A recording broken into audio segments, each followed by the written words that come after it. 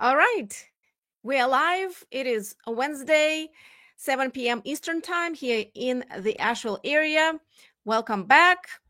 If you just joining or if you're watching a replay, put in the comments where you're joining from, town, neighborhood, state, maybe different country. Say hi, introduce yourself if you want to, and say where you're joining from. And I've been a few minutes late because the guest that I have today on this live video is very busy. And when you hear her story and what she has to share about the whole situation, you'll know why we're a little late, but just a few minutes. So I hope everyone is getting ready and almost ready for the holidays. We are, it's been definitely different here this time around this year specifically, and everyone is just kind of trying to figure out how we can all do it, celebrate the good and have joyful moments, as well as keep pushing, keep doing what whoever can do to help and support those who have been affected by the hurricane. And so today I have a guest who is actually my fellow realtor. She's my colleague. She, unlike me, I live in Asheville. She lives and works. Well, she lives in Yancey County, in Burnsville, which is just north from Asheville. And I covered Burnsville several times in my other videos about some, different towns. But Stephanie Johnson, let me add her to the stage here. Stephanie Johnson is my colleague. She lives and works in Burnsville, North Carolina. And the reason I wanted to bring her on today, because she lives there. So she is literally boots on the ground and knows exactly what's going on in Yancey County, what's been going on this whole time. So she is better equipped to answer some of the questions that I've been getting about, what's going on or what to do, what people can do, how they can help, some questions. As well as, if you don't know Stephanie, and probably you don't, but you can go and follow her on Facebook. And in the description of this video, I put a link to her channel. She has a channel too on YouTube. Stephanie is the heart and soul of these mountains, of the whole Yancey County, of the whole community over there. She is one of the most authentic people that I've known. She was probably the first person who kind of shattered my ideas about the stereotypical ideas that I had when I first started in real estate about what a realtor should be like. And she kind of opened up my eyes. And again, like I said, she is a heart and soul of the mountains. So Stephanie, I know you're super busy. I know you've been just like nonstop working, boots on the ground since the hurricane and before. And so thank you so much for coming. I know you, like I said, you're busy. So if you want to start by kind of sharing what had happened specifically in Burnsville, in the Yancey County, what it was like there. Because everyone kind of hears about Asheville, right. Asheville this, Asheville that.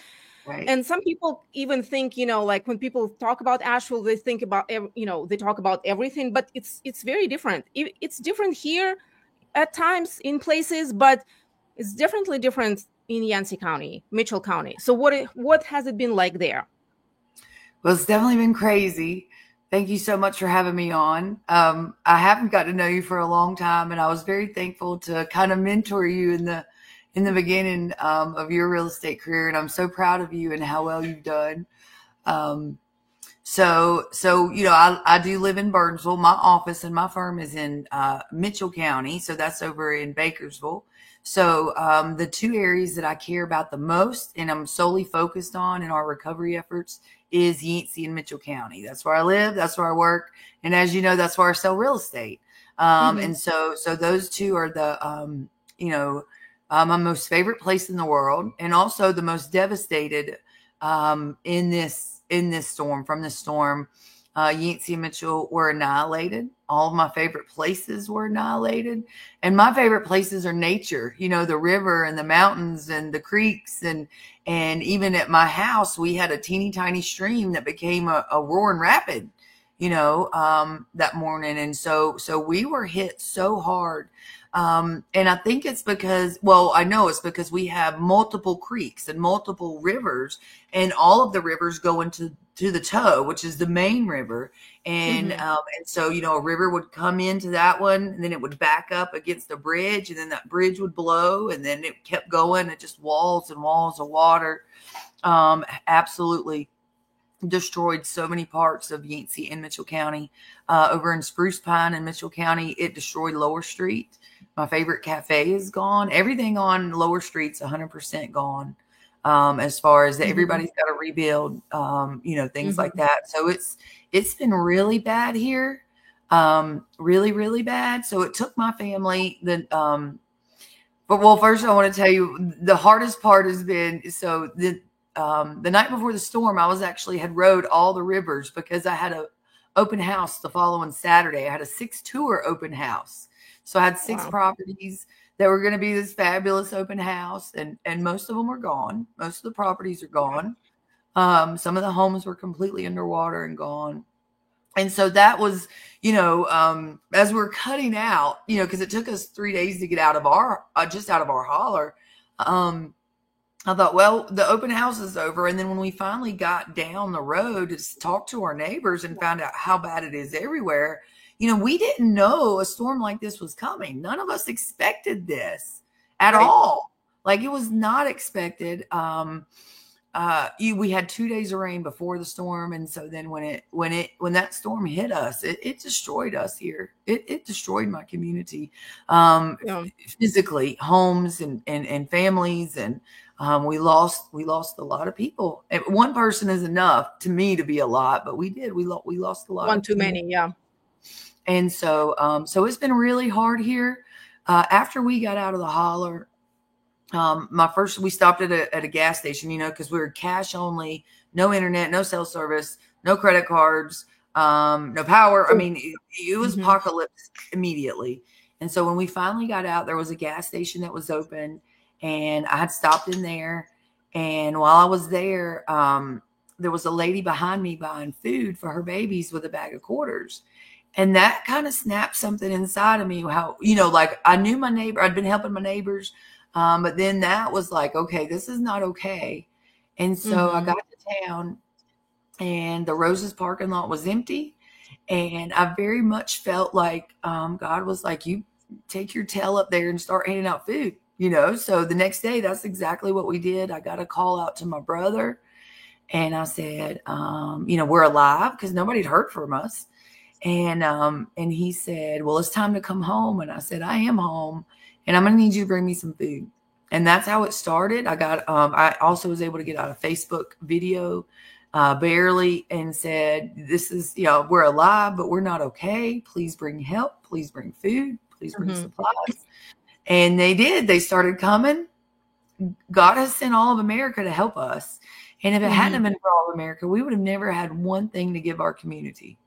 And it not Yeah. just me. Oh, there's distribution hubs everywhere. There's all the churches open, the fire department's open. I just happened to be in the middle of downtown Burnsville in that parking lot for 7 weeks, Mhm. just Mhm. making sure everybody had everything they needed, from food to water, medicine, tents. It was so sad. We gave out so many tents. But my main goal was just to be there when they got out of the holler, because when I came out of the holler, it was very apocalyptic. There was nobody there to help. As far as, I mean, all the emergency services, they're still clearing roads and pushing further back into hollers. Um, and every day for days, all the way to day 31, we had people saying, this is my first time out, and this is the first place I came to because I need this or I need that. Mm. Yeah. So I was very thankful to be there. I'm still very thankful to be there. I'm not in the middle of a parking lot anymore. And we are involved into building materials and we are pushing hard into to building homes because we have to build homes. FEMA's not paying their insurances. They're not paying flood insurance. The insurances are denying people's claims. They've lost their homes. They've lost everything. They've lost their workshops. They've lost their barns. I mean, people have lost everything, and nobody's helping. All of America. So that is somebody. It's all of America. Right. But at the other level of it, if we weren't doing this, if we weren't trying to do this, I just feel like my community would feel abandoned, and I just can't abandon them. I just so can't. For those who don't know, Rose's parking lot. Rose's is a store, a big box store in Burnsville. It's right across from downtown Burnsville, right?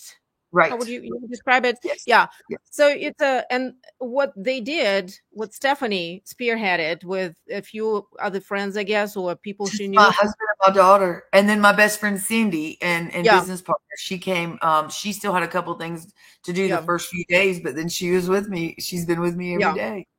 So they spearheaded this huge operation. When I just stopped by one day to kind of see what's going on, I mean, I was amazed. It was a huge distribution center. People were you could bring supplies, and then people were just lining up, and they had this system how people didn't even have to get out of the car. They would just it was like a drive-through, and there were a ton of volunteers. I mean, there were volunteers from South Carolina. I think I talked everywhere. to some lady. We even have one as far as Alaska and Wyoming, and my volunteer from Wyoming is back with us. So people have come from all over America. It's like God put on your heart to come help us. Yeah, but those were kind of initial response because, initially everyone needed everything, including like water and toiletries and diapers and all that, right? And clothes and hello from Pilot Mountain. Hi, welcome. If you just join in, put in the comments where you're joining from and say hi. Sorry. And yes, I'll talk about Arden, answer your questions when we finish. I don't want to hold Stephanie here for, and talk about Arden right now, because that's a different topic, slightly different topic. I don't know anything about Arden. Right. So Rose's parking lot turned into this huge operation for anybody in the area to come get supplies, and it was all run on volunteers and people donating items, donating food, toiletries, personal care items, paper towels, toilet paper. Because it started snowing like week 2 or 3. We had a little snow shower, and it got so cold real fast. Right. And there are some areas, up in the mountains, when you go into high elevations, they start getting colder real quick. Unlike, when you are at the bottom of the mountain, it's like the differences. So that's what they've been doing. And Stephanie, again, another reason I brought her in here, because I trust her like 1,000%. There's a lot of people who are just not even here and talk all kinds of crazy stuff about this, that, and the other, and what's going on, and makes even more confusion. But Stephanie's been there like all day, every day for weeks. And if you go to her Facebook page again, if you want to follow her, you'll see she's been doing live videos like once or twice a day, I want to say, right? In the beginning, yeah. That's the only way we could get help. So we would, I would get on my Facebook Live and just make a video. It's how I was able to reach the world and tell them what we needed, because we needed so much, I mean, even animal food, people were having to put their animals down because they couldn't feed them. I mean, it was so bad. And so, Facebook Live, really, they kept getting the message out there. I was so thankful for that. And I still try to make at least 1 or 2 a week to keep people posted. If something big does happen, I do a special one. If we've got to discuss something, that is important to the community, I'll still do that. And so now you mentioned that you moved on to kind of the next phase of the not recovery efforts, but supporting the community. And that is building homes. They actually have a website. I think I have a link to it in the description. If not, I'm going to update it, but it should be in the description. Hello from Florida. Here, let me share the screen with you. Here it is. So you can check it out. Again, it's in the description. But Stephanie will tell us more about what's going on right now and what is needed, what everything looks like. Yeah. So thank you. Rebuildinghollers.com. That is our foundation. So the first 7 weeks, we never collected any money or asked for anything other than supplies, because that's all we were doing was handing out supplies, and making sure folks had what they needed. If folks brought cash, we would just take it over to the grocery store in the same parking lot, and they would put it on. We call it a kitty. So they made sure they had cash there. So that folks that wanted to buy groceries, they still had money there to buy groceries. So that was really great. And then as it kept evolving and we, people's insurances kept being denied, and when building materials would come in, they would be gone so fast. And so I said, well, God, do you want me to get into building materials? And then 4 hours later, an 18-wheeler of 100 doors showed up. So I said, okay, build materials it is. So we started pushing really hard into getting folks the building materials they need. And then, of course, that evolved into, my background is construction. And so that evolved into, we just need to build houses. We need to raise money and build people homes. And so that's what we're planning to do. I mean, we're going to need so much money. But I believe, God has been part of every step of this. I'm walking in a complete pure faith. I'm on a sabbatical from real estate. I cannot sell broken mountains. And so, so we're just walking in pure faith here. We're just going for it because we have to. My community is hurting. People are, there's so many people that they're not in their homes. Their homes are gone. They're completely gone. And without us trying to do this, I feel like that they may not have any other options, and I'm just not willing to abandon them. And so that's what I've done is, this is all that matters to me. I can't think about anything else. Yeah. So what are your needs right now? We need money. We definitely need money. We are also happy with building materials. And we have an account at Summit Lumber. That's in Burnsville. So it's important for folks to remember here, we're about an hour away from the closest Lowe's and Home Depot. So the normal construction stores are not convenient to here, and they don't come here often, but we have an amazing old timey lumber store called Summit Lumber. It's not old timey. They're high tech, but it reminds me of a lumber yard. I would go in with my dad, when he was buying build materials, when I was younger. So I love going in there. And so we have an account there, so someone can call and put money on that. And then we write out gift certificates as we find a community member in need. If we don't have the build materials they need, and we just do a gift certificate to them so they can go ahead and get what they need. Because it's been almost 3 months. Yeah. Yeah. So your goal is not just put people in like temporary housing but actually support them long-term, like the actual houses, so that they. Yeah. We can't put people in tractor sheds. I know the state is now allowing that, and I am thankful to get people out of the cold. But my relationship with tiny houses. I don't have a problem with tiny houses. I filmed 2 episodes on HGTV, Tiny House Hunters, so I don't have a problem with them. However, if that's not the lifestyle that someone is used to, a tractor shed, that is not. I just don't want people to be forgotten in a tractor shed. I want to build them homes. We got to get them home. And we have engineered drawings. We have plans ready for 1-bedroom, 2-bedroom, 3-bedroom, and 4-bedroom homes. And so now we are raising the money and we're ready to start building homes. We have to build homes. We can't just, we're getting building materials. So a lot of people's homes were just damaged. So we're fundraising to buy them the building materials and pay the subcontractors to get that work done, get them back in their homes that weren't destroyed. But if it's 50% or more damaged or the foundation was shifted, we have to build them a new home. Yeah. We have to get them home. Insurance is not paying. They're not paying. FEMA is a joke. They are not paying. And also, did you know that FEMA is the underwriter for all flood insurance? Well, there's two. There's 2 underwriters. I just learned the other day, and I was like, wow. Yeah. So Interesting. my friends, my personal friends that had flood insurance because they bought their house, you're a realtor, mortgage Mhm. required it. They paid their 3,000 a year. They should have got a payout. They didn't. They did it. Their Wow. home is destroyed. His shop is destroyed. His land is destroyed. They saw terrible things floating down that river, and they've been completely abandoned. Completely abandoned. And so, so those are the people that matter to me. I mean, people that are, that have nowhere to turn. I'm not going to leave them standing there by themselves. I Yeah. won't do it. So we're trying Yeah. to, that is our intention is we're going to build them houses. We have to get Yeah. them home. And I'm not the only one doing it. I'm very thankful. Samaritan's Purse, they've been great here, mucking out houses, cleaning out houses. They helped us in the distribution line because you're right. That was crazy. At some points, it took 30 people to run a distribution line each day.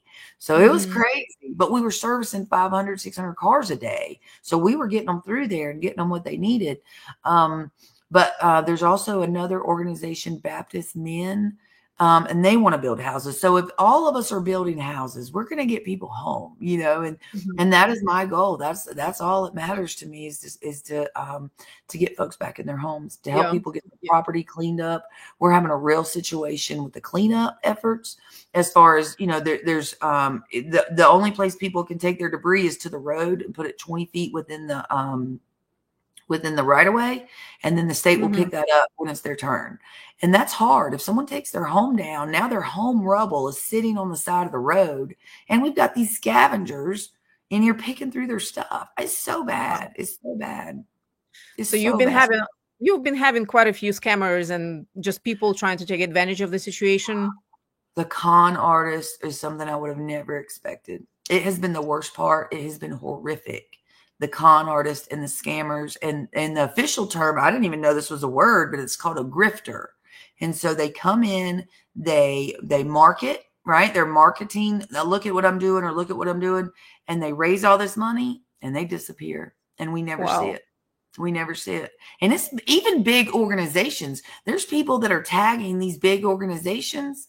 They're like, oh, they're great. Oh, no, they're not. They come in, they land a helicopter, they do their marketing video, they raise $1.5 million on my county in 48 hours, and they leave. Mm-hmm. Grifters. They are not here to help us. They're here to take from us. It's like sabotage. It's the craziest thing that I can't believe what Yeah. we've been experiencing here. Yeah. That's crazy. Like when the And world really finds out what we've been put through, it's going to blow their minds. yeah, It doesn't seem like it would even be possible. but here we are, right? But here we are living it every day. I've been living it every day. And I run them out. I don't care. They can't be here. They're not going to con on my people and my Mhm. community. I'm not okay with it. Yeah. Try to get them to sign stuff. Oh, pay me $1,500 and I'll clean out this. They take their money and leave. Um, and they set up like gypsy camps. Like there are these gypsy camps. They come to volunteer, but they don't. They come to live off the supplies. They're already homeless in another place. They come Wow. set up a camp. We're here for recovery. No, they're drug addicts that are here trying to steal supplies. It's crazy. It is Wow. crazy what we're dealing with here. I've Yeah. never would have expected this in a disaster ever. Like I hope whoever is over disaster recovery really figures out how to do this right, and that's the first people just stop them from coming. Don't ever let these people in your community because they are bad people. What about some of the myths or maybe things that are floating around and maybe I don't know if they're true or not, like, well, and like death count, I don't think anybody knows exactly, right? Or will know. Right. So it's a hard Missing thing people. to. Right. So, I have been very proud of our local sheriff. I mean, extraordinarily proud. I will stand next to him through any storm. That he has rocked it. I'm so proud of him. So I am inclined to believe him because of how he's responded. I'm so proud of him. And I don't think he would lie to us. However, there have been, as the community, people tell me about their neighbors and they tell me different things. I don't know that the counts. I don't know. I don't, I wasn't on search and rescue. Yeah. But I know, people say, well, this person is missing, this person misses, but also a lot of people are not, their house is destroyed. So they may be staying at a place in Florida. You know what I mean? We just don't know. But there is a lot of confusion over that. Hmm. And I just don't know. I just don't know. But I do know that when people, from the numbers of what they're saying is missing, and then when I'm talking to members of the community and they're telling me about their neighbors that are missing, those numbers are not adding up with the official state numbers. Now, the state, I don't trust at all. But my local county, I trust completely. They are amazing. I've been so proud of them. So proud. They work so hard. I feel Yeah. like the state of North Carolina abandoned us completely. I mean, I've Well, been saying that since day one. listen, I mean, I think our local government requested, and it was on the new, not on the news, on the actual watchdog. Yeah, He put that article out that our local government officials requested water supplies 3 days before the hurricane hit because they kind of anticipated it might be bad. And we did not have any water delivered to us for like 3 or 4 days after the hurricane. yeah, They start bringing it. What? Like yeah, basic, yeah. It's basic crazy. stuff. It's like sabotage. It's like they knew this was coming, and the No. only reason I feel like we had any the night of the storm before the power the last call our sheriff got out before everything went black when it went dark, which was at 12:37 that night. He got a call out to the Sheriff's Association to ask for help. And we had 18 sheriff offices respond and send their staff here to help us. And that's the only reason I believe we had help, is because he made the right call and got the help Mhm. we would need. And we did. And we still do. Do We you have still do. National We Guard? need the help. Yeah. Ah, Did you? don't even get me started on National Guard. This has been the hardest thing because there's nobody more patriotic than me. My dad was in the military. My brother was in the military. Every man in my family's been in the military since the Mhm. American Revolution. And I am not pleased. I can tell you that. There were 220 National Guard reserves deployed to Yancey County. And they were working on distribution. They went to all the distribution hubs and were just like collecting supplies to warehouse them. That was their job while they were here. Hmm. Hmm. Yeah. So, and I hear it a lot everywhere that the overall government response was not great, to say the least. And Complete it was failure. mostly the community itself that came together, and people like you are the hero of the community. No, no, no, no. Um, The men, I'm gonna tell you, these mountain men, they cut us out. They were out there with chainsaws just like we were. They built the roads back. They were already building the roads by the time the DOT got to them and said, "Well, hey, you're already doing a great job. You want the state contract?" These mountain men, they are the heroes. Our EMTs, our firemen, and every fireman in Yancey County, in Mitchell County, they're all volunteers. And they didn't stop. They were cutting trees, they were clearing the road, they were trying to get up to the towers to get internet or cell service out. I mean, our community members worked so hard. They never have stopped. They won't stop, but it was a complete community effort. And that how's the I mean, we couldn't sit around and wait. right. How's the water quality now? w- do you have water back? So, I have a well at my house. Right. Most people So there yeah. do. But the town of Burnsville and Spruce Pine, their water systems are restored. Burnsville was down, I think, between 17 and 20 days, maybe it was longer. So Hmm. that was a pretty massive job for them to get their water going again. Same in Spruce Hmm. Pine. Spruce Pine was much worse. And they've only recently been able to not have a bowl advisory in Spruce Pine. Wow. Um, Yeah. and so I'm not sure. I don't drink the water. I drink You know. Sundrop. Yeah.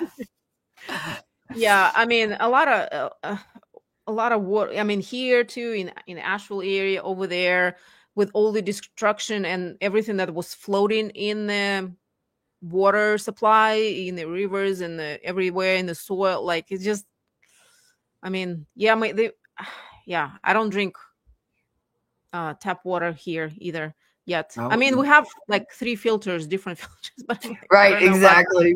Right. I filter mine from my Pebble ice to go in my ice maker, but other than that, I don't drink the water. yeah. But officially is, they lifted boil advisory everywhere, I Correct. guess. Yes. Are kids back to school? Yes. That's good. Yeah.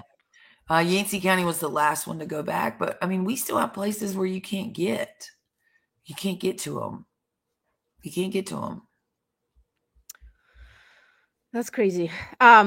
Destined for Greatness. You can donate money right here on this website. The link is in the description. If not now, it's going to be. There's a link somewhere here. I saw.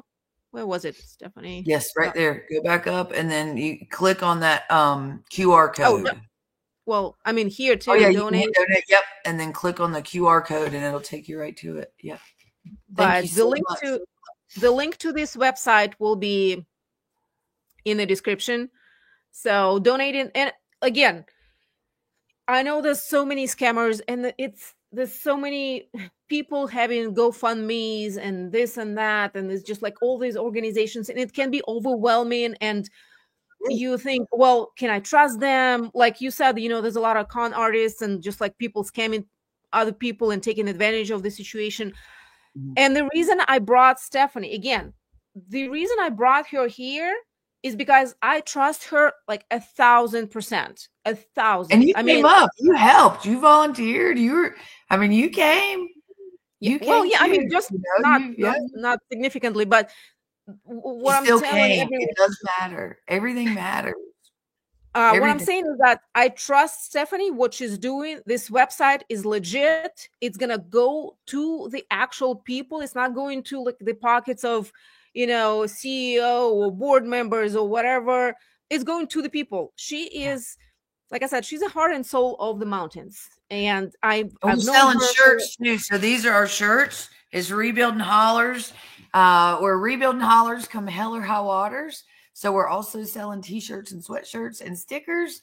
And that's helping us buy building materials as well. So we're just doing it, whatever it takes. I don't care, right. Dollar by dollar.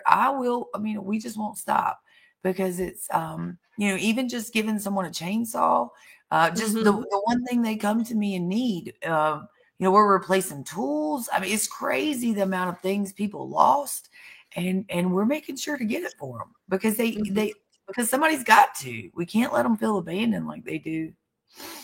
Yeah. And, for those who might not be familiar with this whole area, everyone knows Asheville. It's been on the news. Everyone knows Asheville. But Burnsville is it's like about an hour away from Asheville. So it's up there a little bit, it's a little more remote. So you think of it between Asheville and Tennessee. So you've got to be heading towards Tennessee. Yancey County, the Tennessee line and the Appalachian Trail is there. That's Yancey County. And then there you go. Pull up the map. There you go. Burnsville. It's right there. Yep, there it is. Outline. Here we go. Here's Burnsville. And in relation to Asheville, here's Asheville. You go up to exit 9 on I-26. Go past Weaverville. Mars Hill will be kind of on the left side, and then you turn right and you go up this most beautiful road. What is it? Highway 19, right? 19, yeah. And here's Burnsville right here. It's one of the most beautiful rides going up there, going to the mountains, and you'll see that it's not just beautiful, but it's not like Asheville or any other like metropolitan area. It's, it's more spread out. Also, Stephanie, define holler for those who might not know. So a holler is so you think of a mountain. So basically you'll have a mountain comes up like a ridge line, right? So think of a big ridge line that comes down like a bowl. And so the holler is a one-way in and out. So you've got a creek and a road going up in the mountain holler. and then all the little homes and roads kind of off of it that go up into the mountain. But it's basically a ridge line that wraps around, and there's no way out. It's just one way in and out. Mhm. That's So holler. there's a beauty in it, of course, like, and that's what a lot of people love about that area, being able to live in holler. But when something like that happened, it kind of, it was kind of, it was devastating because of all these streams and like all the water coming down the mountains with such force, and there was so much of it from all the rain. And a lot of these properties, they're not like, again, like in Asheville even, or in big cities where it's a neighborhood or a subdivision with like hundreds of homes. Right. It's here and there. People go there, people live there because they want privacy. They want elbow room. They do not want to be on top of each other. And a lot of people have farms, So farms. and so a lot of properties have bridges to them, or creeks, like Stephanie said. And so all these creeks and streams, every bridge was probably, or every other bridge was probably destroyed or damaged. And so it's very different than Asheville or Asheville area. Everyone Right. says still, oh, Asheville has been destroyed. Asheville's gone. I'm like, 95% of Asheville itself, Asheville proper, even Buncombe County is fine. I mean, it's fine. Yes, we have Swananoa that was just, the main strip was just gone, and some Y'all neighborhood. so when I was at one of the community things with French Broad, who is amazing, our power company. Mhm. So the thing, in Asheville and Swananoa, you have one river that goes through the French Broad, Right. right? That's what flooded. Everything by the French Broad is what flooded. Here we have three main rivers. And a ton of streams and creeks and a ton, endless streams and creeks, but those yeah. three rivers, and it's so think of Mount Mitchell as the highest peak of the east of Mississippi, right? So you've got this huge mountain, 6,687 feet tall. Swananoa and Black Mountain is on the backside to us. When you're looking at that map, it goes down. So all the rain is like it was collecting at Mount Mitchell. So the South Toe goes down one side, the Cane goes down to the other. They both shoot down to the toe, and it just destruction all along the way. Just total destruction. Yeah. So many homes are just gone. They're just gone. I get in the back roads and they're just gone. There's nothing there. Homes gone, farms gone, people gone, animals gone. Do people live in totally gone? There's still bridges. My other realtor friend, she lives down in Murphytown. That bridge is still laying in the river. It took them 8 days. A bear hunter hiked in. His dog let him in because they couldn't get to him. His dog let him in and found the people, and then they led them out. They still can't get back there. The bridge is still laying in the river, and there's no other way in. 3 months later. 3 months later. Are there people who live in tents? The grifters and the con artists. Yeah, they set up these camps. That was another thing. That was another thing that's floating, that people are living in tents. Yeah. But you're saying it's not locals or natives. Not when you see these big compounds. No, that's the camps. That's the con artists. They come and set up these camps and have distribution hubs, and they're staying in. Basically, they're just living off supplies that are meant for the communities. I'm really frustrated with them. I'll be very clear about that. Legal? Wow. They're on private property. There's nothing that can be done about it. And it's really frustrating because, they're just living off the donation, because then they start posting, well, we're here and we need this and we need that. Well, they were homeless before the storm in Florida, not just picking wherever, any kind of state. Yeah. Well, there's one here from California came. What? Total con artist. Oh God, he got near me and I like to come unglued. Total con artist. Set up a camp. We're here to help, and no, they're con artists. They are con artists, and it's very frustrating. So we are still finding family members. This is a small mountain town, so people aren't going to let their neighbors sleep in the cold. So we still have community members living with their neighbors, living with family members, living in their churches, And the unsung hero of this is Operation Hilo. I'm going to tell you, they have went above and beyond bringing RVs here. I went out with them today to set one, and it was just very beautiful experience to see a mama and her baby get a home. And it's a temporary home, meaning, she'll have it as long as she needs it, because we're going to build her house back. We're just going to fix it. It's just what we're going to do. But they have been incredible to the communities, getting people in campers. It has been incredible. The love that they have brought, and the hope, and it's just been amazing. Operation Hilo is they're incredible. They are steady, still bringing homes here. That's amazing. And they're going to help us rebuild. They're amazing. I love them so much. They've been huge sponsors of us at Rebuilding Hollers. They make sure we have heat sources. They make sure we have propane. They have just been incredible. I will always be so thankful for the folks that have way more assets than I ever imagined would have. And, they have stepped up and stepped in and said, I'm here. How can I help you? Because that's been our thing. I just didn't want anybody to feel alone when they came out of the holler. And so I was always, what do you need? How can I help you? That was always what I would say. And I still say it. And Operation Hilo, that's what they say to me is, what do you need? How can I help you? And that helps me help them, help my community. It's been very powerful, very wonderful to see so much love be shared on a community that is so kind and so humble. They're mountain folk are just different. We don't lock our cars here. We don't lock our houses here. People are very trusting. And that's been the hardest part, is with all these con artists coming in and taking advantage of that, because we do have the most beautiful community here. Yeah.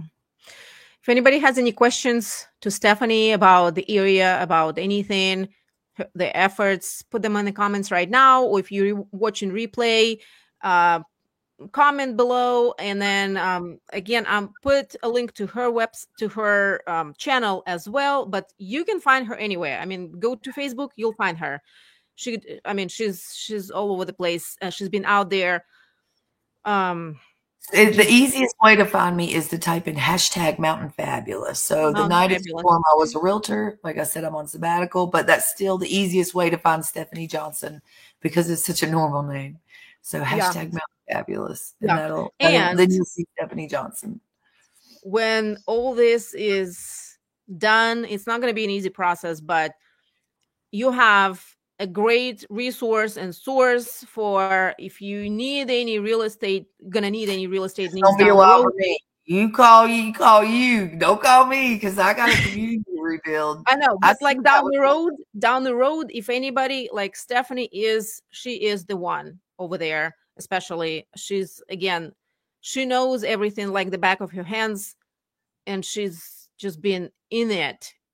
And that just shows you, the dedication and the love and the trust that, she has and people have for her. And I'm crazy about them. I'm crazy about these mountains. I'm crazy about these people. And I just love them. And I just want to make sure they have whatever they need. And when God says I can be done, that'll be the next time I ride down the river. So when everybody asks me, when will you be done? When I can float down my river again is when I'll be done.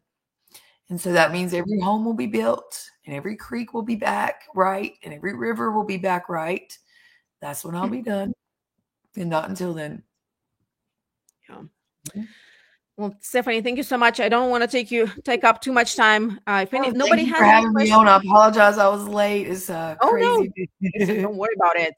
If nobody has any questions to Stephanie, I'm gonna let her go because she is busy. I mean, like I said, she's been there in it all day, every day since the day of the hurricane or after the hurricane. Her contact, you can find her. Okay. All right, Stephanie. RebuildingHollers.com. Rebuilding Hollers, and the website link is in the description. Love from Florida. Thank you so much, Ashley. Thank you so much. All right, Stephanie. Love you. See. I'm glad to see you. Yes, thank you so much. Thank you for being my friend. Thank you for all your support and mentorship. And when I was I'm proud of you. I know. I'm so proud of you. You just keep doing it, friend. You got this. Thank you. And you got this too. Thank you so much. I'll see you later. All right. All right. Bye. And if anybody has any questions about anything else, somebody asked about Arden before, let me know if you have any specific questions. I live like 5 minutes from Arden. I'm in South Asheville, and Arden is the next area over, more south from South Asheville. So if you have any specific questions, let me know now. I have a few more minutes before I need to go back to the kids that are probably bouncing off the walls down there. Again, it kind of reminds me of COVID times when pandemic started, when we first thought, oh, it's just 2 weeks, right? And then like, oh, maybe a month, maybe like a month and a half, 6 weeks, 8 weeks, and it's just been going on and on and on. And here is the same thing. Everything has been taken so slowly, like it's just crazy. How's Fairview? My friend has family there. So Fairview was one of the, like, again, it's not like somewhere where it's flat, where like Katrina in New Orleans, Florida, when there's a hurricane, when everything is flat and everything just gets flooded, right? Right here will be fine. A half a mile down the road, it's complete nightmare. So same with Fairview. Some parts are fine. I mean, some parts you like, everything looks okay. I mean, tree damage was everywhere, pretty much everywhere, but it's been for the most part cleared. Fairview got hit pretty hard in some places, especially like Cane Creek, Craigtown, which not even a lot of locals knew where it was or where it is. There's a family, 11 members of the same family died in Craigtown, which was crazy. I don't even know how many houses got washed away that early, I guess, morning or at night. Along Cane Creek, that river was just up. You can refer back to my interview with the firefighter Jamie White. Like a couple months ago, I had an interview. The video is called Firefighter Story. He talked a little bit about Fairview. So yeah, there was quite a bit of devastation in Fairview as well. Farms, houses, roads destroyed, and it's taken a while. It's just taken a long time to clean up. I was just driving in Asheville here. I mean, again, here everything looks fine for the most part. All the trees are being cleaned up. Might be some piles along the road, but they're all cleaned up. And I was driving towards Target. I needed to go to Target by Tunnel Road, and driving along Swannanoa River. And I was shocked. It looked like it just happened. There's still cars in the river. There's still trash in the trees from like when the river was up. There's still buildings that they just kind of destroyed. And that doesn't seem like a lot of progress being made. I'm not sure what's going on. But anyways, let's see, what does Biltmore Forest look like after tree damage? I haven't been there the last 2-3 weeks, but at first I did not even recognize some of the roads in Biltmore Forest. And of course, it's such a established neighborhood. It's such an established area. There's all these trees that like 100-year-old trees, huge. It's a forest. I missed a turn to my son's school. I almost missed a turn. If it wasn't for my son, he's like, "Oh, Mom, you need to turn here." I did not recognize the area because the trees were just like down everywhere. So many trees. It was crazy. It was like, it looked like a tornado went through it, but of course it wasn't a tornado. The winds were so powerful, and I guess the soil was so saturated. It wasn't, the combination, the root system was compromised, I guess. I don't know. But so many trees down, and down on houses as well as, of course, roads. They've been cleaning up pretty well over there. So Yeah. Any other questions? And again, you have my contact information in the description of every video. If you want to get a hold of me and my team, if you need help relocating, if you have questions about the area, what it looks like, what some other parts of Western North Carolina look like, reach out to us. We'll be happy to guide you through everything and explain you, talk to you, and share with you. And Stephanie's information is down in the description as well. Find her, follow her, give her a follow. And if nobody has any questions, I'm gonna finish up for tonight. So sad. It's yes. I mean, yeah. It really is sad. But no, it's if it wasn't for community efforts, it would be really, really hard. All right. Have a good night, everyone. Get ready for the holidays and stay sane. Be joyful. Find joy in small moments. If nothing else, this is what this tragedy taught us here. Gotta be grateful for small moments in life. All right. I'll catch you on the next one. Bye.